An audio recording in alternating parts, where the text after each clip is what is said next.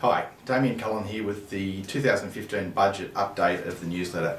What I'm proposing to do today is just to quickly go through the budget from last night, talk about the relevant things from a financial planning, investment, superannuation point of view, excuse me, and just go through and give you an update of what the key issues are there. So there's a number of things that we're going to be talking about. First of all is super. The good news is that super last night in the budget was pretty much left alone. A couple of little minor tinkles around things that really aren't relevant. So great news there. We'll give them a big tick for that. For years we've been asking for super to be just left alone. They've done that. There was talk about higher earners being taxed more and the like, but the government has said they won't touch that and they don't intend to touch that in future. Great news. Small businesses were the big winners last night.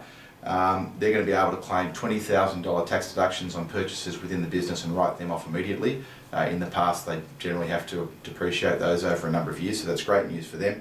The tax rate drops by 1.5%, so again that's stimulatory for the economy and good news. There's a few other little sweeteners in there, but again I don't have the time to go into those. But again, a great budget for small business. Fringe benefits tax. Now this is something that can obviously relate to anyone who's earning an income. FBT on devices like mobile phones, laptops, electronic devices is no longer going to be charged, so you don't have to worry about what percentage is home use or business use or feeling guilty for claiming it when perhaps you shouldn't have. They've allowed all those, so again good news for most of us and good news generally for the economy. On the GST front, they've made a slight change there where they're going to start taxing companies that electronic businesses that are overseas that are doing business in Australia. So they talk about the Netflix tax. Also companies like Uber, so in the past you could get a ride with an Uber driver and you didn't have to pay GST on that. So that's been brought into the GST net. I think that's only fair and reasonable and it will raise some money for the government. The pension, it's a bit of a negative for those people that have got around the $1 million mark in super that might have got some age pension.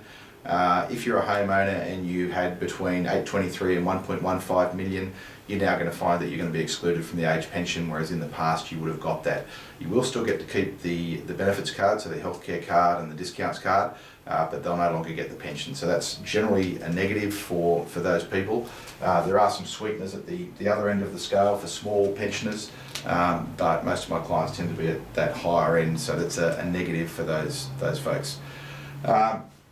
Finally, on the debt front, the budget was a pretty uneventful event. It didn't really cause too many stirs. I don't think they've really done enough to tackle the debt. Being a financial guy, I would have liked to see us living with our means a bit sooner, so I'm going to give it a cross for the debt effects there.